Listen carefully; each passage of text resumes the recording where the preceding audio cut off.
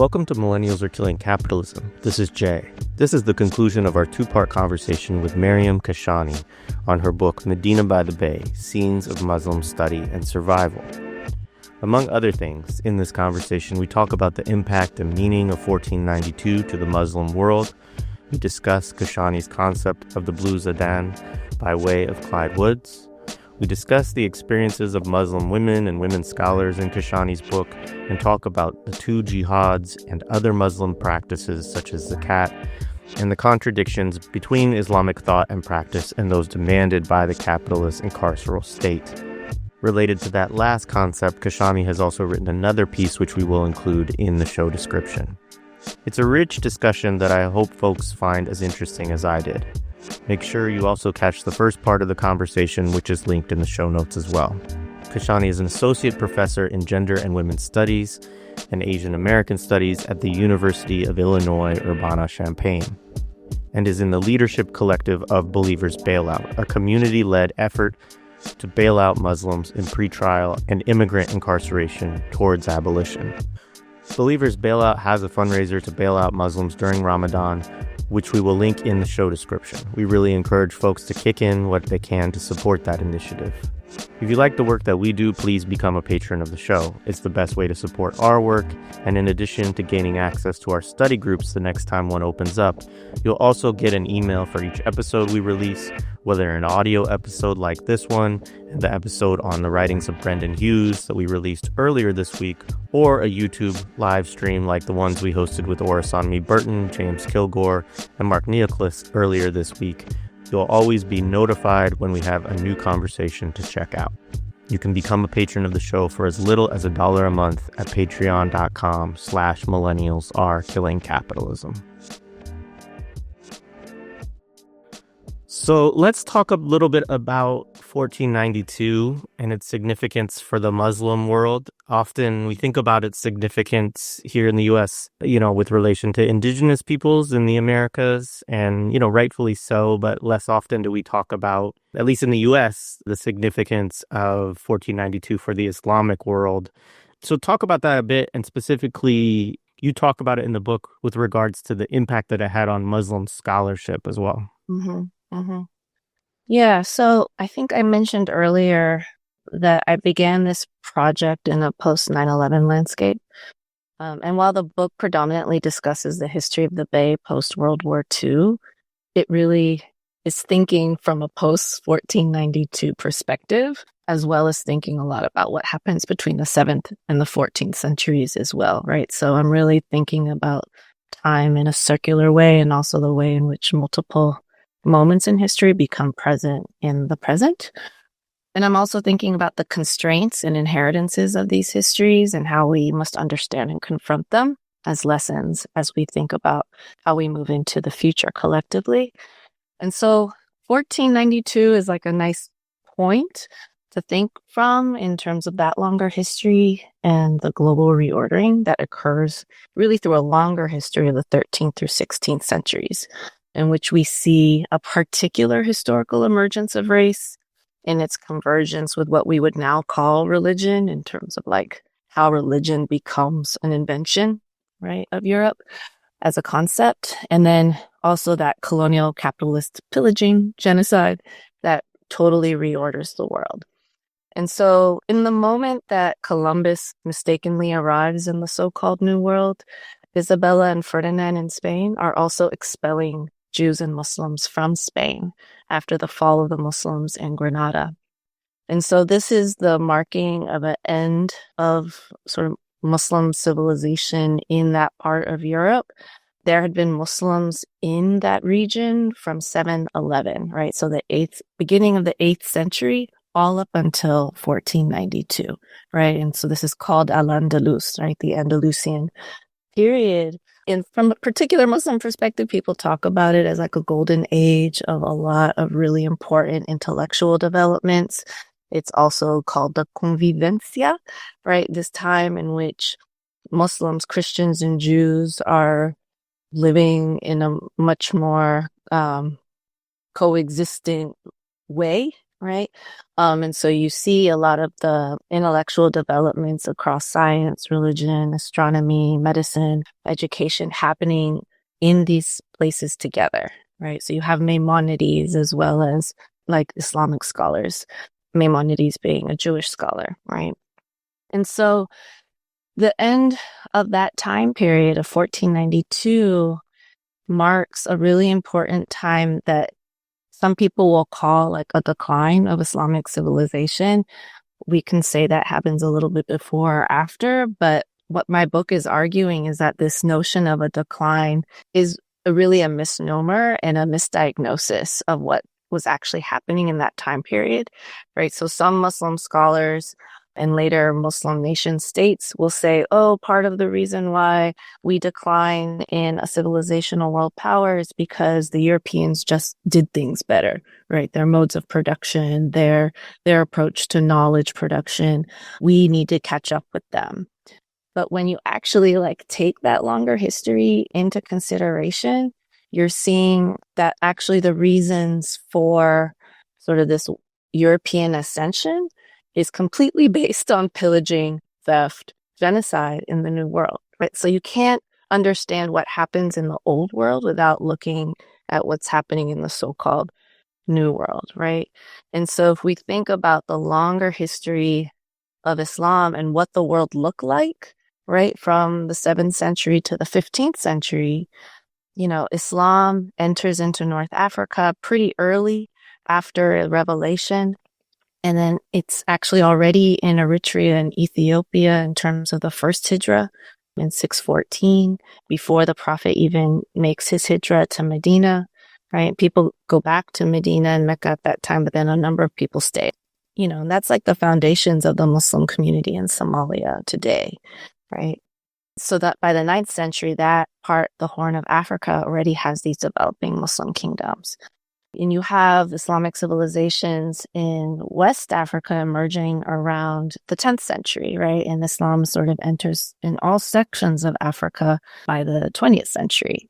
And about a good quarter of the contemporary Muslim population is on the African continent, right? And so these are like, when you think of what the world looks like in this time period, there's a huge swath of it that is sort of Islamic or Islamicate, right? Like not everyone is Muslim in these places, but Islamic ways of knowing and being really inform how the world is organized. And at the same time, this is pre-capitalist, right?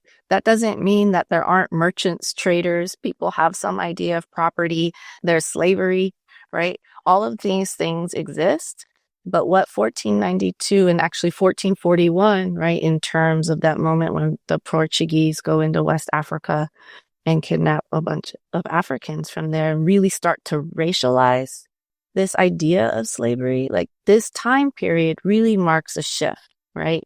And people have different names for this shift, from the color line, you know, to the apocalypse of settler colonialism, to use Gerald Horne's term, right? There's a lot of terms for this moment. But what I'm trying to do in the book is say we have to contend with this moment and what it did to the way Muslims think about our tradition, right? That the decline didn't just happen because Muslims like got lazy and were stuck in their old ways, right? But that the silver that's accumulated, the gold that's accumulated, the labor that's accumulated in the New World directly contributes, right, to the loss of the Ottoman armies, like navy, right, at the Battle of Lepanto in 1571. Like that doesn't happen without the pillaging of the New World, right? And also we have the Black Plague in the 14th century as well that causes huge demographic changes, disruptions to trade, right? So there's all these elements that contributed to the ascendancy of like a so-called European civilization and a decline of sort of Islamic prowess in these parts of the world. And so I think the book is saying we have to like look at where the race concept actually enters into Islamic thinking, right? Because it's not something that emerges from it, right? And then analyze like what that does to epistemology, right? What does that do to the way that Muslims are thinking about knowledge, thinking about what like development, sustainability, social reproduction might then look like, right? And like one of the things that I was thinking about in relationship to this current moment is that also that 1492 moment, like half of the world's Jewry, like Jewish people, were in that region at that time. And they're expelled from Europe in that time. And where do they go? They mostly go to the Ottoman Empire, right? So North Africa, Turkey, right? And so like, this is not the first time that Jews leave Europe en masse and are like brought to an Islamic region or a majority Muslim region of the world. And again, it comes from this idea of like pure blood, right? Like this is the moment of the Inquisition where Muslims and Jews had been converting to Christianity in that region. And there was a suspicion about them. There was a concern about them returning to Judaism, returning to Islam. And so then these are when the expulsions start to happen, right? And so this race concept, right, this religio concept, right, becomes connected to race through this notion of blood. And then when the Portuguese and the Spanish are going into the New World, right, they're taking these concerns and suspicions and ideas about like who is human, who's not, and concerns about like the Jews and the Muslims with them into the New World, right? And then classifying people accordingly in that moment, right? So I think when we think much more along a global system of this history, we get a much better understanding of how something that happens in one place will really impact another place, right? And so that we're not just so sort of stuck in a particular set of events in one particular place. Yeah, thank you. The next question gets into Zaytuna College, which we've talked about it a little bit, but the book, as we should remind folks, is really all about Zaytuna in a lot of ways, even though we're touching on a lot of kind of the pieces that you look at as you're thinking with Zaytuna and with the students and the scholars there and stuff like that. So there is this section about gender, which is interesting to me as an outsider to Islam. I was looking at this section and there was some poignant reflections, I think, about the experiences of women at Zaytuna, which centered their desires and thoughts around education there and how that experience is gendered. I'm sure one of the things as I was reading this and reflecting is like, I'm sure women in any context also are more cognizant of the gendered nature of their experience there than men are, because men, we don't necessarily think about our experiences in gendered terms because we benefit or, there's just a lot of reasons, but patriarchy is dominant, right?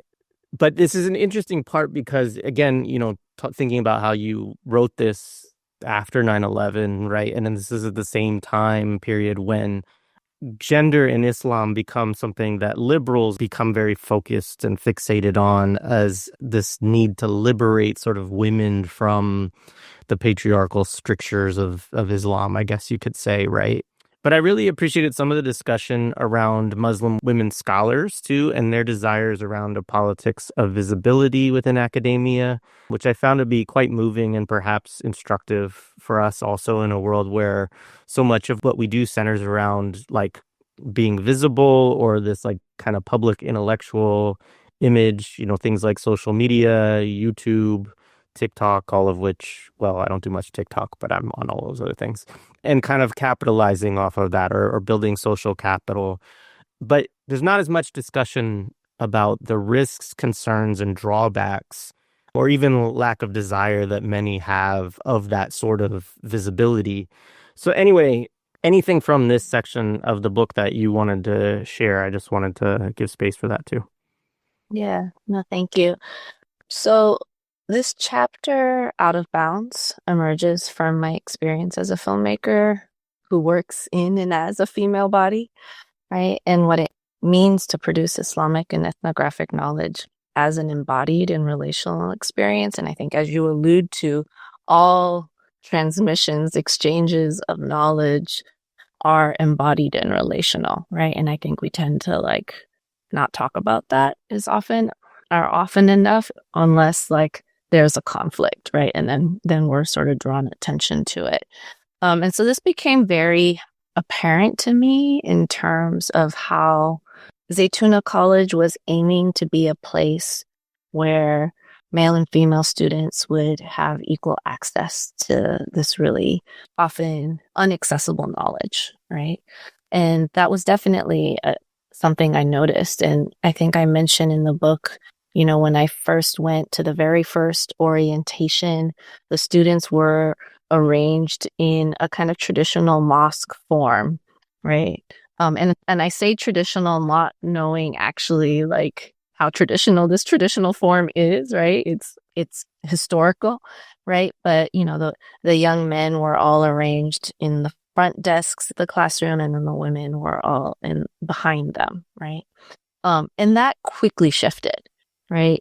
The students and their teacher even like changed the way that the desks and the tables were arranged into kind of like a half circle, and I think to make up for sort of these quote unquote traditional arrangements, the boys started intentionally sitting in the back, right? And the women were taking the front seats, right?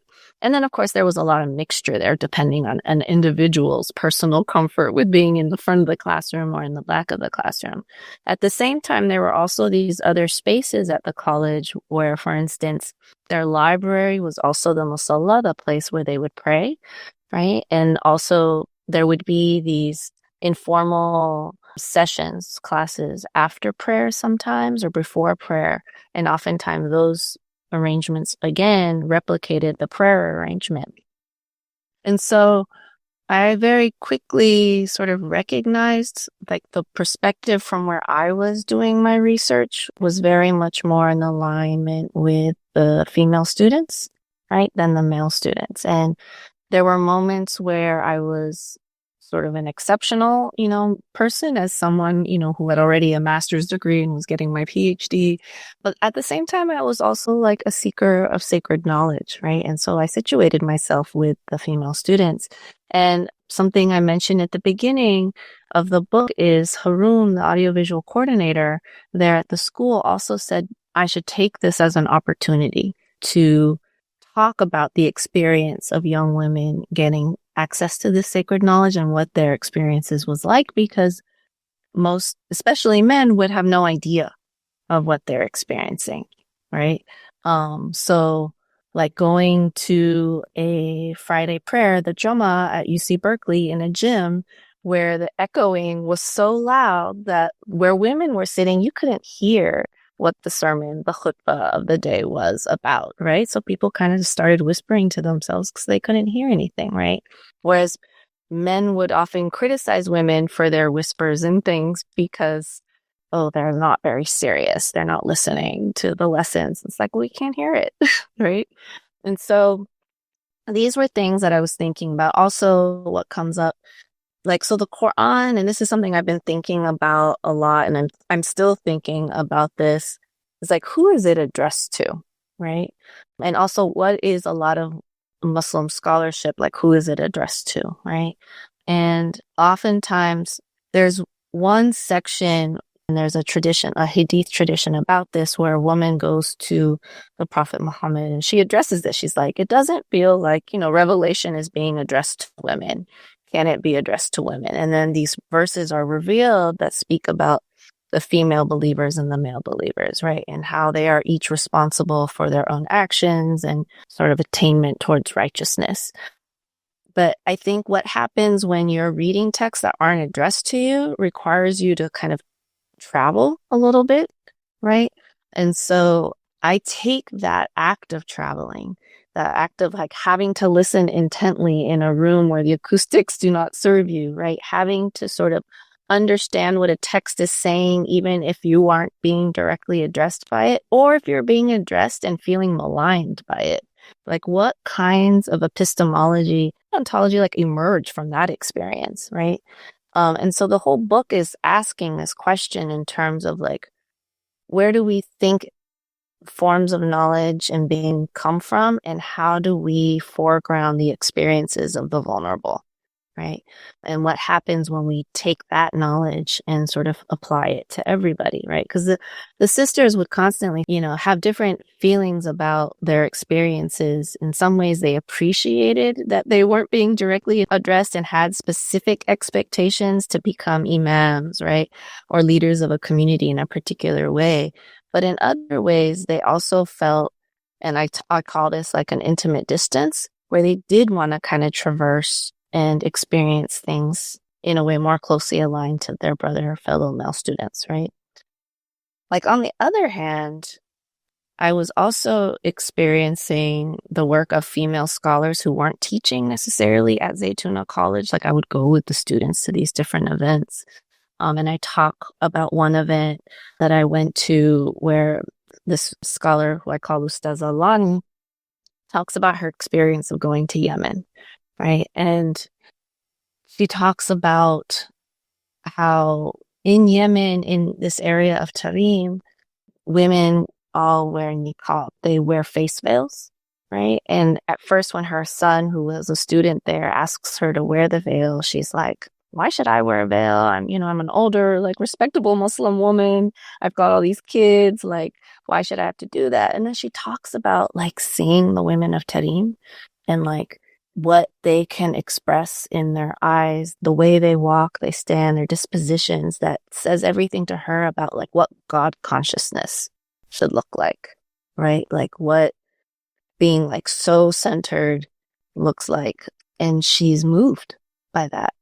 And she's like, okay, let me give this a try. Let me see what they know that I don't know. What do they have access to that I don't have access to? And when I went to hear her speak and when I heard her telling these stories, I had the same experience. Like, she was just giving an introduction to the male scholar, Habib Omar, who was one of her teachers, right? She was introducing him and preparing us. And I had a number of encounters with Habib Omar that I talk about in the book. But when she gives that account, like, I even felt like I want to, like, cover my face and, like, out of respect for this tradition, but also, like, what will be gained for me by this, right? When I talk about, like, when I first heard about her, like, why isn't she more public? Why isn't she on YouTube going to these huge conferences that all the scholars from Zaytuna are going to? That's partially, like, how they reached their sort of popular status, right? Like, a number of the founders of the school have been amongst, the most influential Muslims in the world, right? And a lot of that happens through their social media presence. So I was asking, like, why aren't more women participating in this?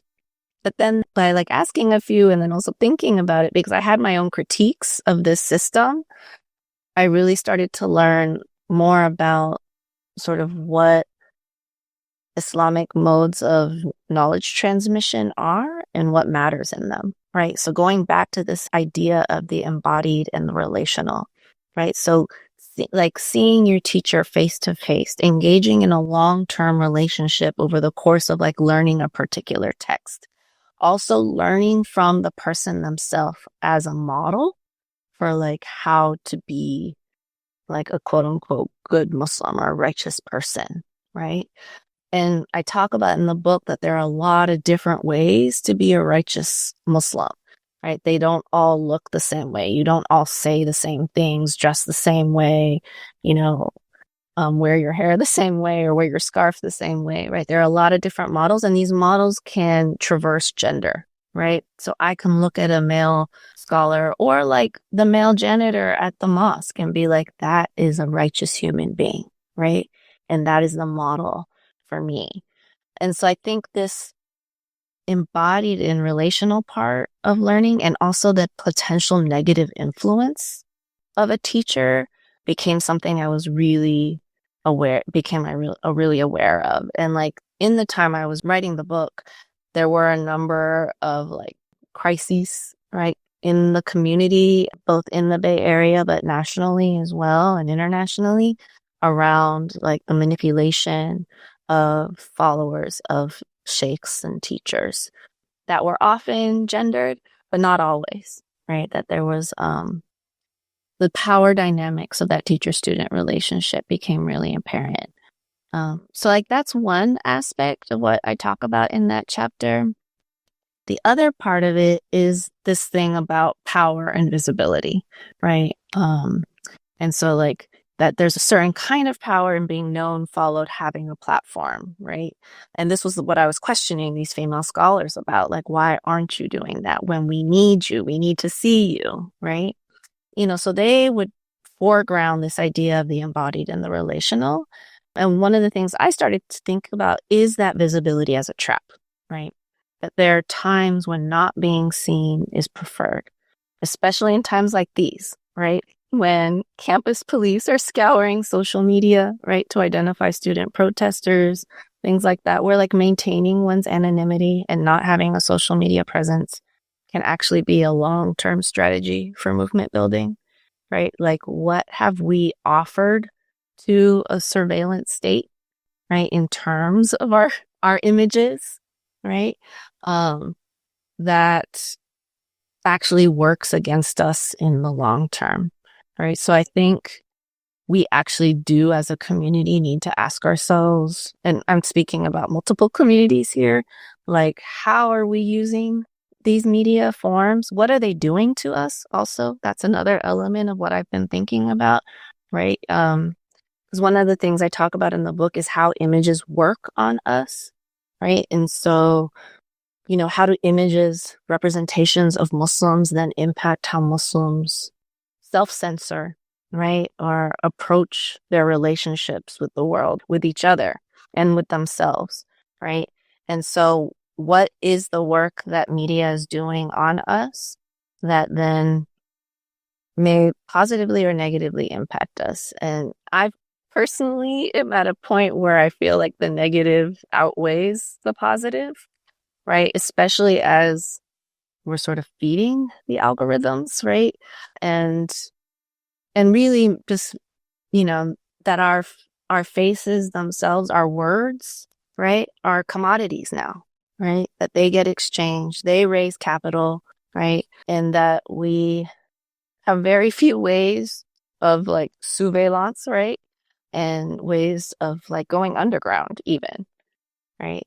Like we have so exposed ourselves. And there was a time period where exposure felt safe, right? Like if I am known, if I'm out there, people know who I am, right? There's a certain safety in that. I mean, in a lot of ways that's still the case.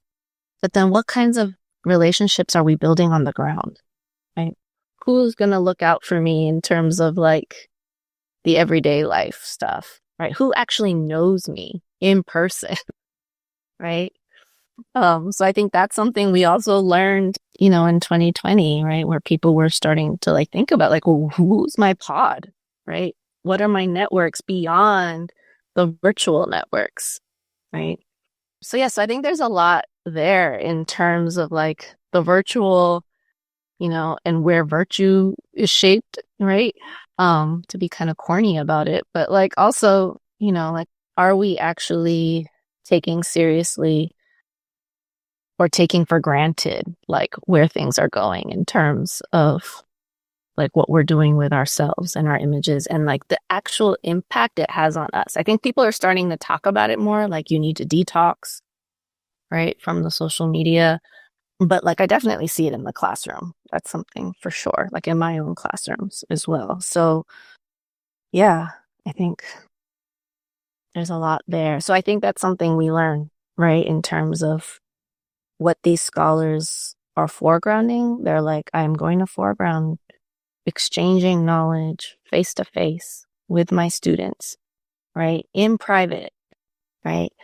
And I'm going to forego a system that really takes this mode of this like sort of representational economy for granted, right? The attention economy for granted.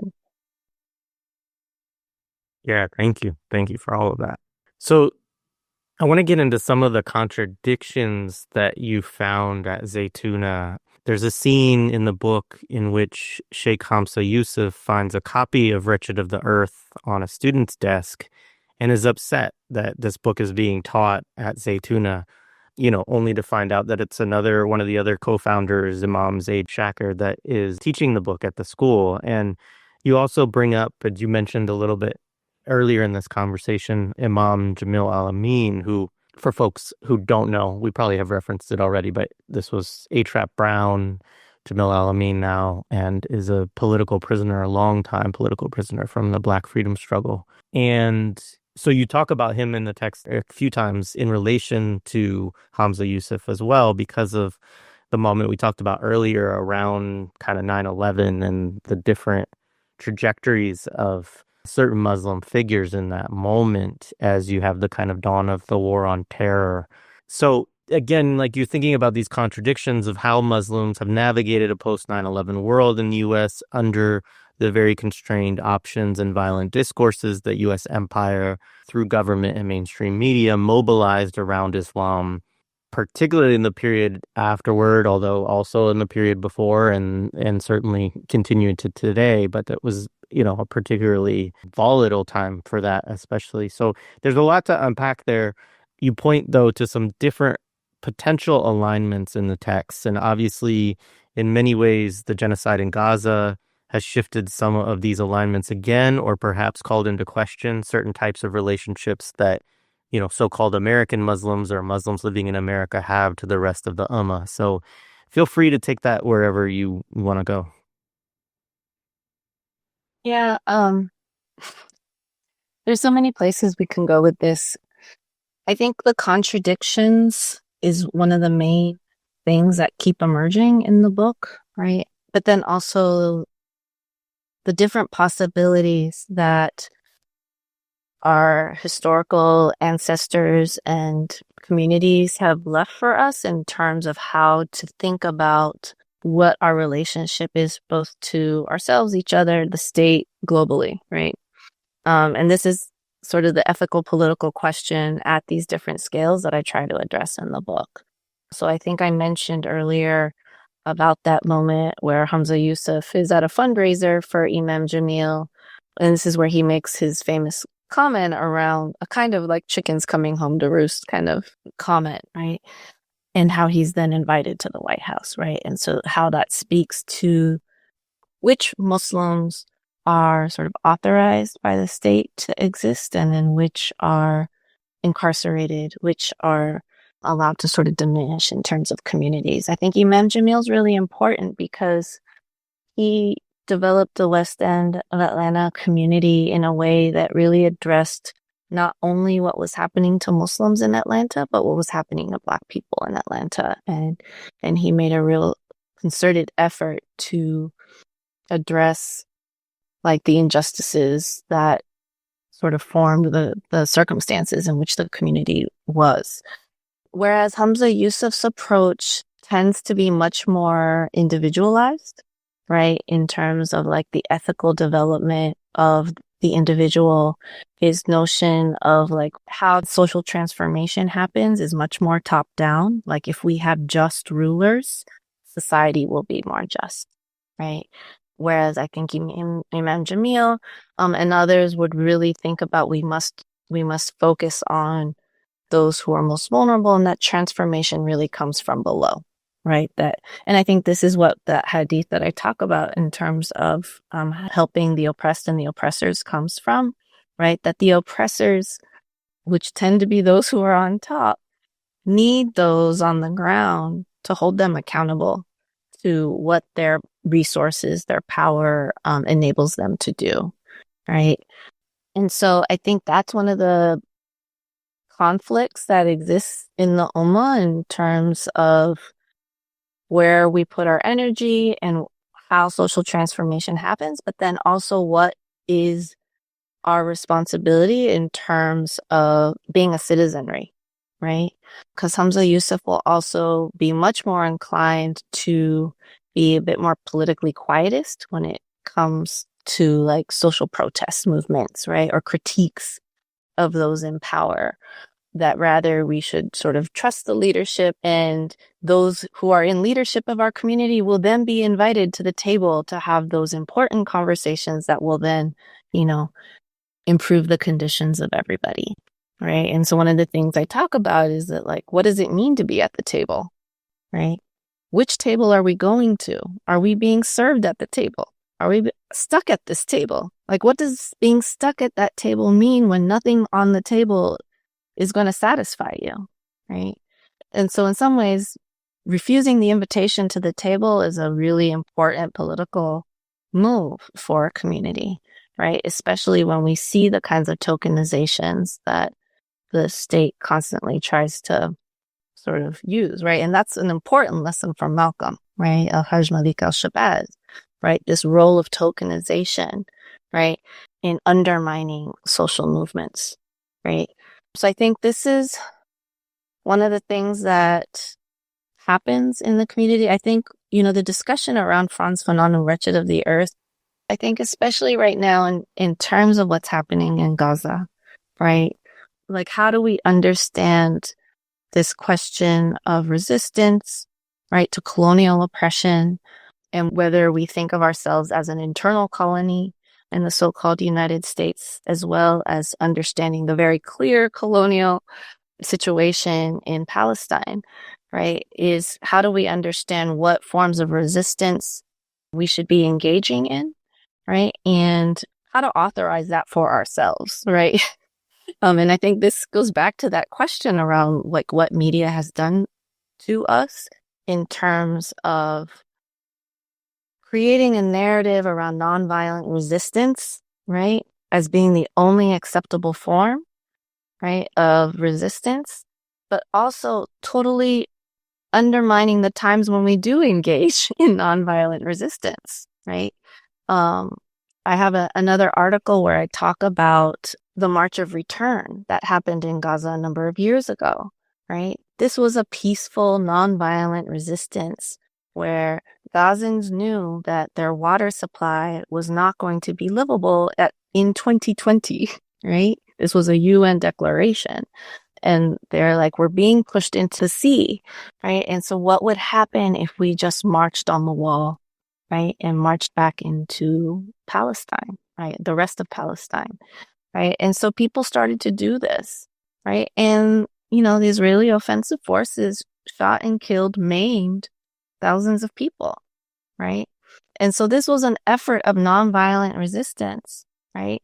That isn't being included in the narrative around October 7th, for example, right? And so I think so one of the things that gets talked about in the Wretched of the Earth class that Imam Shakir leads, and I don't think the book is actually being taught at Zaytuna anymore, but, they talk about, what is the role of violence in relationship to colonialism, and there's a lot of angst for students around this because these are also students that grew up in a post 9/11 world, right? That was pretty much their whole life was post 9/11. And the narrative that they'd been hearing were that Muslims were violent, right? That terrorism, jihad are like bad words, right? Whereas when you actually understand jihad from an Islamic perspective, the martial jihad is the small jihad. The big jihad is the one that you're engaged in with yourself, right? It's the ethical battle, the moral battle we have with ourselves, with shaitan, with, our desires and things like that. And so, like, one, to like reclaim the word jihad is really important, but also to reclaim the martial aspect of jihad, right? Like, what does it mean to engage in self-defense? Right? What does it mean to engage in a righteous form of militancy? And I think this comes up, and so one of the students talks about Fanon in like, that faith actually can lead one to bear oppression in a particular way that could be read as complacency, right? And that is both a good thing and a negative thing, right? And then Imam Shakir reminds her, though, but we have throughout the early history of Islam a number of battles. It's not that the Prophet Muhammad, peace be upon him, shied away from engaging in battle. He engaged in battle for a righteous cause. And that is something as Muslims that we have a right to do, right? And I think so then the question then becomes, right, like, how do we authorize that for ourselves? How do we narrate the righteous cause? How do we engage in the righteous form of jihad? But then also, what do we do in this landscape, right, where jihad has taken on a really different kind of meaning from some bad actors, right? Like, that are also still, and then this is like perhaps a little more like controversial, but are still part of the ummah and like humanity, right? And so how do we understand what we are supposed to do in light of all of this is pretty complicated, but like essential, right? And I think we've been so afraid to even have the conversation, right? Like, I've been having this conversation with friends of like, we can't even really do research on these groups because doing that research will invite all sorts of like surveillance upon us, right? And we're talking now like post the attack in New Orleans, right? And I've got a lot of questions, right? But the way it's being narrated, right? And the two events happening simultaneously are such an important thing to think about together, right? These are two members of the military, right? One retired, one not, right? Are we actually thinking about the impact of the military? Like, why in the case of Muslims is Islam always taken as the be-all, end-all reasoning for why someone does something, right? Like, amongst my friends, we were like, who's still listening to ISIS? Like, Right. like, I was like, is that still happening? Right. But like, yeah. Yeah. And the timing of it too. I mean, right before we get a new presidency. Absolutely. On the heels of, what we've been living with in terms of, I mean, we're not living with it in the same way, obviously, Palestinians are, but the genocide in Gaza and, then Syria. I mean, there's so much that's going on right now that this happening now and happening.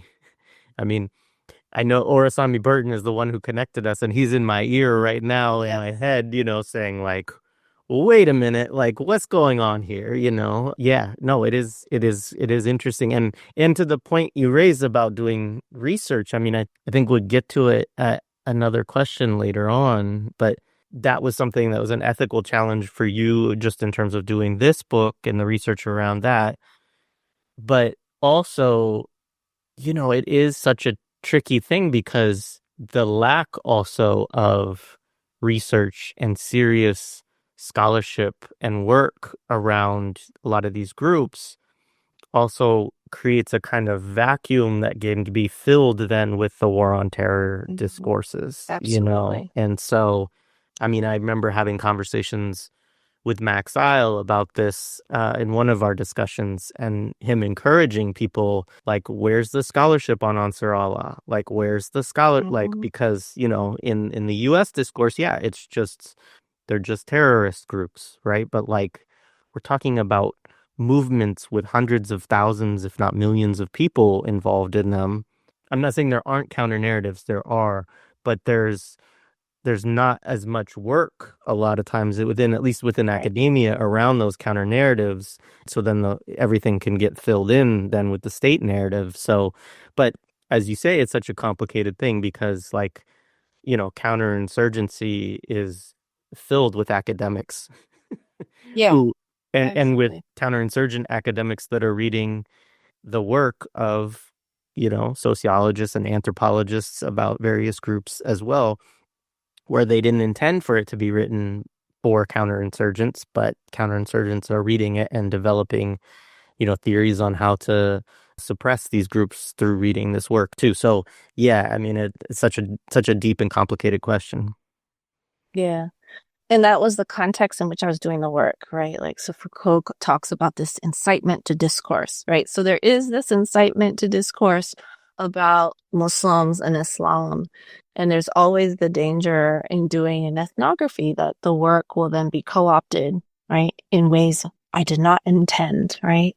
But at the same time, it's like we do also have a responsibility to do the work, right? Because we can't let the security studies folks say everything, right? Or the Islamophobes say everything about like what Islam is and what Muslims do and believe, right? And I think I was pushing against a kind of like liberal desire to know what Muslims do believe, right? In the filmmaking that I do and in the way that I write the book. At the same time, I'm like, it's all there, like for you to engage in if you want, right? Like there is tons of work, but I think there's so much, the original name of my dissertation had been The Miseducation of Muslims, right? But it was about not only the way that Muslims are miseducated about ourselves, right? Through especially this like war on terror discourse, but also all of the miseducation about like Islam and Muslims that everyone else receives, right? And I don't think that like leftists and progressives are immune to that either, right? And that's also a big part of why I address the book to like my comrades, right? Like, can you take Islamic ways of knowing being seriously as something that can be offered to you, right? Versus just thinking about us as victims of these moments and events and histories, right? And being a little afraid of us, right? And what we might do should we have some power or agency in these situations. And so, yeah, it's such a difficult time. It's exhausting, like, but I guess it's also a responsibility. And I think one of the things that has helped me understand my role is to also understand that the struggle is eternal, right? That the struggle I am facing is perhaps particular to my 21st century context, but that there will always be some form of struggle, right? And so it's not like we're going to, win one day and everything will be better, right? It's that with every win and loss, the struggle kind of continues. And it's our responsibility to actually to constantly reread the reality and the situation and the changes, but also the consistencies, right? Historically that emerge. So this moment feels very reminiscent of previous moments, right? And I don't think, you're mistaken to think about the timing of this moment, right? As we enter into the next Trump presidency, right? It just feels like with everything that's happening in the Levant and Palestine, Syria, Lebanon, and what's happening here, we are in for it. We have a lot of work to do, but it's not that our ancestors haven't given us some of the tools, right? Mm. And I guess I don't remember if I said this previously, but this is another lesson that Sister Rashida taught me, right? As well as Sister Safiya Bukhari, another ancestor who I didn't personally get to know, right? But they talk about the internal revolution, right? That has to happen as we work towards, the external transformations, right? That we have to fortify ourselves, our communities, and do the everyday hard work, right? And I think that's a really important lesson. And I think that's also why she and others from the BLA and those movements found something in Islam. It provided them with that self-fortification, that spiritual grounding that enabled them to understand their role, their context, the suffering, right? The horrible suffering and oppression that they were experiencing, and to keep moving forward. And I don't know if I wanted to bring up something that a sister friend of mine has been talking about recently, Farah Sharif. She's a Palestinian scholar as well. And she's been talking about, leaving your good Muslim life, following the prophetic path, right? That the hijra, this notion of migration that I talked about earlier, is also a kind of metaphor as well. But actually not a metaphor. It's actually another migration, a migration of the spirit, right? And sort of what it means to be a righteous Muslim, in society, where there's a particular mediatized representation of what a good Muslim is, right? And what a good Muslim is to Muslim community, what a good Muslim is to our progressive allies, what a good Muslim is to the surveillance state, right? versus what it means to be a good Muslim before God, right? And she was saying that she received a recent communication from a brother in Gaza, a journalist, Sami Mushtaha, and he talks about like how before October 7th, he thought about being a good Muslim in those like traditional ways. Like he made his prayers, he drank coffee, reflected on life, was good to his people, but that now I'm going to quote directly from him, if I may. And this is from Farah's Substack sermons from the court. And he says, I learned that true Islam is to go hungry as the beloved, peace be upon him, went hungry, to live as a stranger in this world as he lived, to lose loved ones as our prophet did, and to leave your home unwillingly as he did. I learned that true Islam is to lose everything. You never lose your faith in God. I learned that paradise is precious and the path to it requires steadfast individuals. And then he quotes from the Quran 3:142. Or do you think you will enter paradise while Allah has not yet made evident those of you who strive for his cause and made evident those who are steadfast? And so this notion of like steadfastness, patience, like, we hear the word samud, the steadfastness, like constantly, right? But another one of my favorite verses from the Quran talks about people as like in loss, right? And the only ones who are not in loss are those who hold fast to truth and to patience. And I think like this is one of the lessons I'm getting. And I don't want to make it cheap, right? In terms of thinking about what like Gazan suffering is. But I also think they are our best teachers right now, right? In terms of like how we enter into our, everyday eternal struggles, and also this larger struggle, this worldly struggle that we're dealing with, right? And how we're going to sort of maintain ourselves on the daily in this long struggle. Yeah. Awesome. Thank you.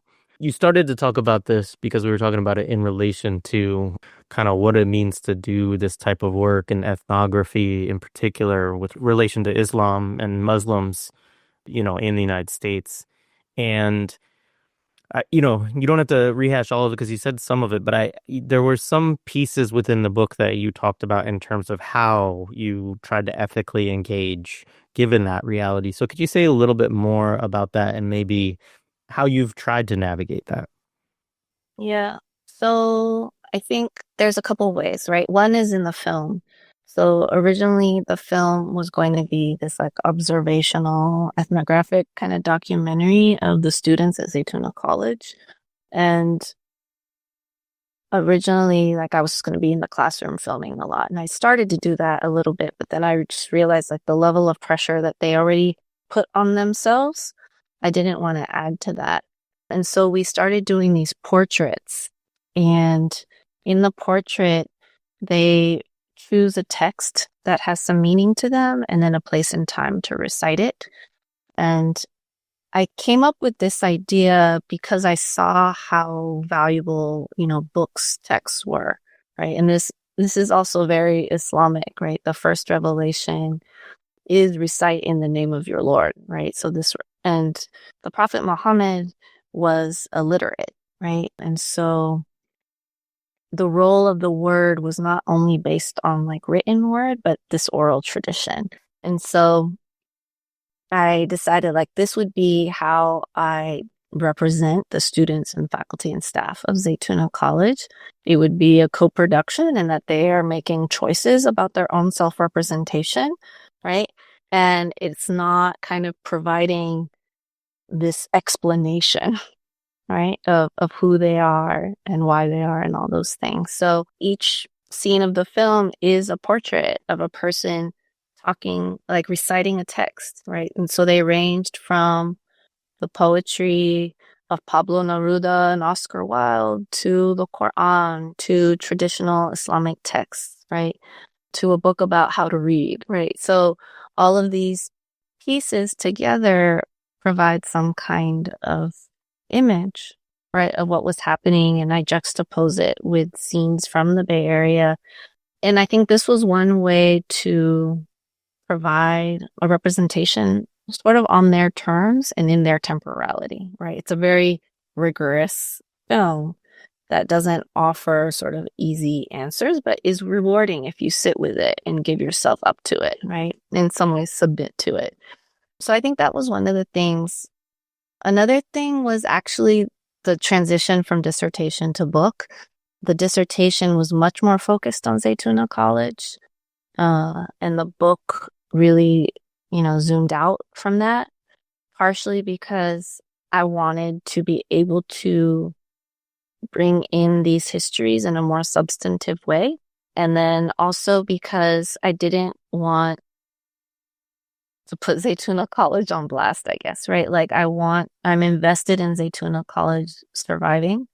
And so I have critiques of it, but I didn't want that to be what the book was about. And I also wanted it to have greater relevance for a wider public, right? In terms of thinking about it as a microcosm for a larger set of issues that are relevant to all of us, right? In terms of how we're thinking about knowledge, the ethics and politics of it, places where it happens, right? Not only in like liberal arts colleges, but informally in all our other spaces, right? From the mosque to the reading group to the organizing collective, right? So I think that was also really important to me.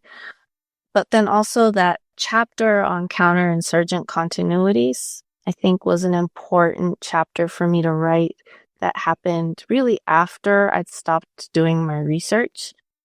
I only started talking about Sister Damira's story after she passed.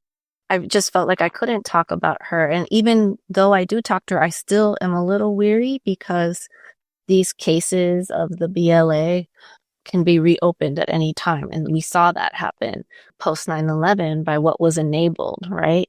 By the expansion of like what the police and FBI and CIA could do in the name of fighting terrorism. So I think that chapter in particular was really important for addressing the context of doing this work, right? I mentioned at the beginning of the book that like I was really trying not to like talk about Zaytuna in relationship to these discourses of the war on terror. Like I feel, because this was something that was a concern of the college. Like we're always being conflated with this narrative. But it felt disingenuous not to, because this is actually the context in which Muslim life is shaped, right? Like we go into the mosque, we go into the talk knowing that someone is there listening, right?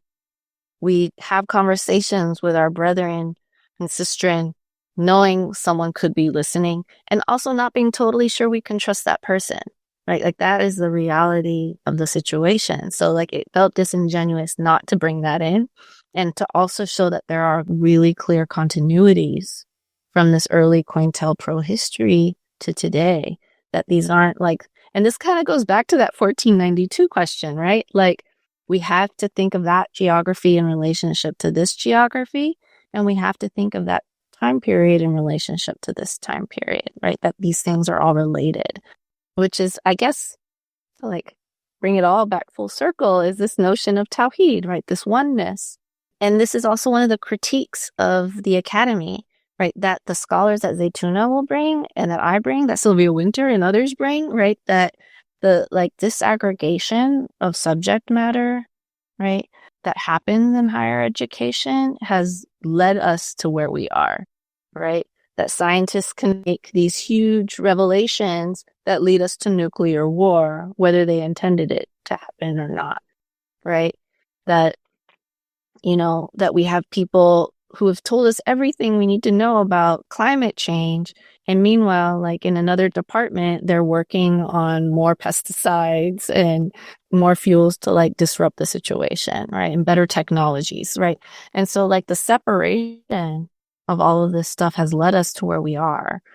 So like, how do we, whether we're walking it back or walking somewhere else, like, I think that's an important thing that we all need to like understand and figure out, especially at a moment where like I'm also really clear about the university being a settler institution, right? I work at a land-grant university, right?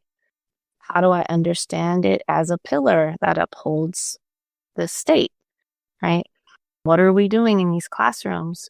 And so it's like, it goes back to these questions, like, and it makes our work so much harder in terms of like, we have to read broadly, we have to understand the situation, we have to pay attention, which means we probably should also be working more together. Maybe we should stop writing single authored books, right? Maybe it's much more about working in collective to do the research because the problems are huge and they have many tentacles. And right now we are so siloed that we're not seeing the impact we could potentially see because we got a lot of smart people on our side, right? Yeah, absolutely. That's great. So you also talk in the text about Clyde Woods and his conception of the blues epistemology, which is always something I'm interested to talk to folks about. And we've talked about it a bit in the past, I think most at length in our interview with Cesar Che Rodriguez, and he had a term hyphy corrido because he's also a Bay scholar, which of course, it was also a conversation on the Bay Area and related specifically to Oscar Grant. So you use a concept that you kind of created around this that you call the concept of Blues Adhan. So can you talk a little bit more about that concept and maybe give some example or explanation of kind of what you meant by it? Yeah. So the Adhan is the call to prayer, right? That you hear that has also been represented and also, that's like an iconic symbol of like when you see on the media, right? You'll hear the blues, or you won't hear the blues Adhan. You'll hear an Adhan more often than not, a recorded one. And so I begin the book with the Adhan, the blues Adhan, and I'm hoping that you can like imagine and hear. And its modal tonality and timing is a way to call Muslims into blues rhythms and inflections, which are recognizable in the Bay, right? Whether from the hyphy corrido, the blues Adhan, and it's partially about like where Black folks in the Bay came from in the Great Migration of the 20th century, which was predominantly Texas, Louisiana, and Oklahoma, right? So even though Clyde's book is really about, the Mississippi Delta, the migrations are multiple, right? And what we get in the Bay, predominantly in Oakland, is really a part, like we are inheritors of the blues epistemology and its legacies, right? So there's two parts, I guess, to how I'm thinking about the blues Adhan. One is thinking about the prehistory of the blues as an aesthetic form and what Woods calls as a theory of social and economic development and change, right? So I'm thinking in terms of how from the 16th and 19th centuries, West African Islamic epistemologies and ontologies contributed a Muslim poetics to the blues as form and theory. So I speak about the 16th and 19th century because that is the period in which West African Muslims were kidnapped and brought to the Americas, right? And what they brought with them were these oral traditions of the Quran and its recitation. And so that includes like a solo unaccompanied recitation, the use of melismas. And so melismas we hear in R&B all the time. And like when someone goes up and down across a single syllable, right? The slurring and gliding pitches, and the nasal sound. So these are all elements of the Quran's recitation and the Adhan that we also then hear in early recordings of African Americans in the Deep South, right? So of course the Islamic oral tradition was mixing with indigenous African traditions, from the 10th century onwards, right? And so this is what part of the inheritance of a kind of Muslim poetics, right, into this. Then the second part is what Woods actually talks about in terms of the foundations of a blues epistemology. And one is like this constant reestablishment of the collective sensibility in the face of attacks by the plantation bloc and its allies, right? So this notion of collective sensibility and its constant bringing that together. And then the second being that the social relations in the plantation South being a foundational pillar of African American culture, right? And so Woods helps us understand the blues as a form of communication, analysis and mode of being, which emerges from those particular battles of the South in the South post-Reconstruction. And he actually does refer to the South and the Mississippi Delta as a Mecca in his book, right? And so for me, that means that we can understand the Great Migration as another form of hijra, and that the places people went to were these multiple Medinas, right? So Tulsa, Oklahoma becomes a Medina, and we learn the lessons of what happened there, right?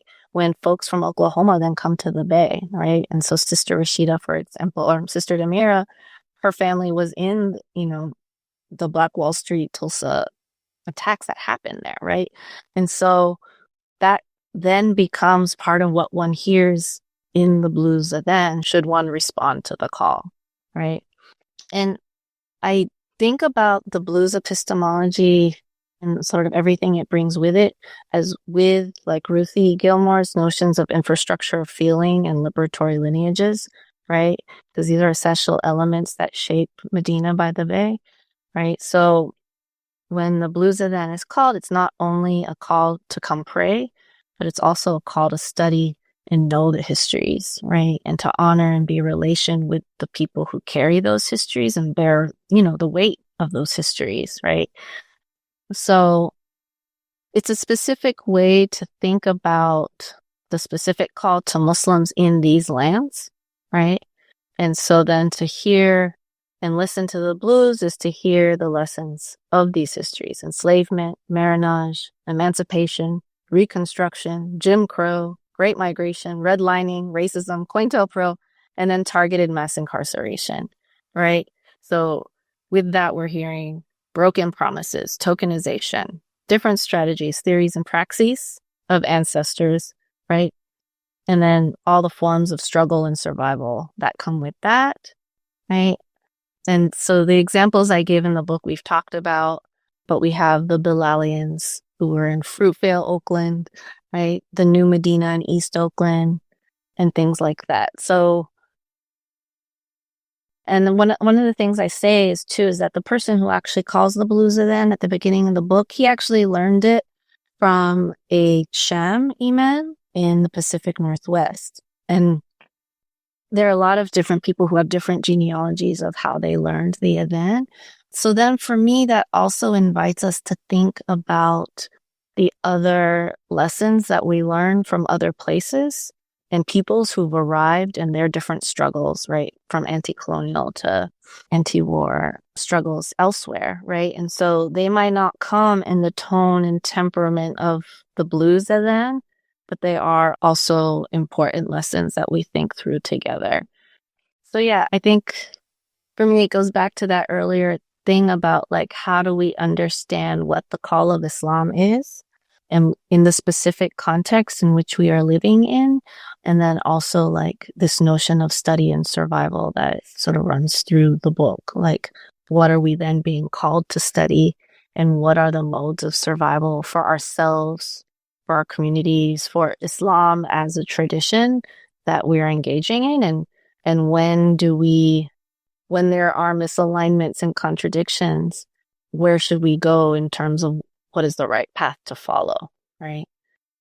Awesome. Well, I think that takes us nicely into what I wanted to kind of ask you next, and we can sort of start to wind down with this is, I know that you're active with Believers Bailout, and so talk a little bit about what Believers Bailout is and the work that it does, and your, specifically kind of like what you do within that organization. And if there's other projects, organizations, whatever that you want to talk about as well, feel free. Okay. Yeah, so I was really blessed to be invited into Believers Bailout when we started in 2018. It was started by fellow sisters in Islam and in the academic sphere who were thinking about Islam and abolition and what we could do. And we were really inspired by the Mama's Day bailouts happening in Philadelphia, where folks were raising funds to free mothers from incarceration before Mother's Day. And so we were like, well, we have a number of categories for zakat, which is our annual wealth tax. And one of them is to free a captive or someone in bondage. And someone who is held in pretrial incarceration in jail because they can't afford bail is definitely qualifies as someone who is in bondage, a form of bondage, right? Because in a way, bail is a form of ransom, right? And so we held a fundraiser during Ramadan, which is when most people pay their zakat. And we didn't really know how much people would give because we also knew that there were a lot of assumptions around guilt and innocence. Like if someone's incarcerated, they must not be a good Muslim. They broke the law. But we were actually like pleasantly surprised that we received a lot of support and excitement from the community. And it was originally going to be like a one-time thing. And then through doing the work, we realized the scale of the issue and the support that we were getting and that we were onto something. And so that we continued to do it. So I've been doing this work since 2018. And so essentially Believers Bailout is a Muslim abolitionist collective that raises funds for Muslims who are incarcerated pre-trial in jails, but also who are incarcerated in ICE detention as well. And we use the funds we raise annually to free as many folks as we can. We provide some limited support to people as well. And then another part of it is that we recognize that this is a form of harm reduction, right? But we have these abolitionist goals. And so we also engage in political education for our communities to really get them mobilized and to join the larger abolitionist movement. And so one of the things, too, that I've been thinking more about, and it's something I'm trying to write more and think more about, is Islam and colonial racial capitalism, which I start to talk about in the book, but really think like this working with zakat and trying to create more knowledge around it and how it can be used against the prison industrial complex, right? Or sometimes in relationship with it, right? Which is a constant tension that we're feeling, has made me really think more critically about this category, but then also Islam's entire sort of view on economy, right? So a lot of the times people tend to think of zakat and this other thing we have, which is sadaqah, which isn't the annual wealth tax. It's more just what people give generally. Sadaqah is often being translated as charity, but it actually has very little to do with charity as a concept. It's much more about relationships and trust. And it's thought of, I think, as a trust that God has put in people that they will use it responsibly, right? And so Islam has a very redistributive form of economy, which you don't necessarily see when you look at some of the wealthy Muslims in the world. And I've recently wrote another article about Islam and racial capitalism where I talk about this, where we've sort of taken the capitalist economy for granted and have tried to like Islamize it with things like Islamic finance. Whereas if you actually look at the values and the things that are laid out in the Quran, like that doesn't make any sense. Like capitalism is fundamentally anti-Muslim, right? The hoarding of wealth, right, is pretty much a sin, right? It's like one of the biggest sins. Like you are constantly told to spend your wealth. When we receive zakat, we are required to spend it within a year. We are not supposed to hold it, right? We also have a concept of waqf, awqaf in plural, which are endowments, right? So those will be things like a fountain, a school, a mosque, right? And other forms of like foundational kind of work to help us sustain a community. But like the system, the nonprofit system we have right now and the capitalist system of taxation we have right now are definitely not Islamic. And so I'm just trying to like pull the wool out of people's eyes. Like, like this doesn't make sense. And it doesn't jive with everything I understand about Islam when we go back to the basics, right? So I think that's one really important sort of opening for us as a collective. And then the other one is actually taking seriously, like, what does Islam actually say about like what we should be doing when harm happens in the community and like punishment that then goes with that or accountability, right? And we've been sort of delving into our tradition to have better understandings of this question, right?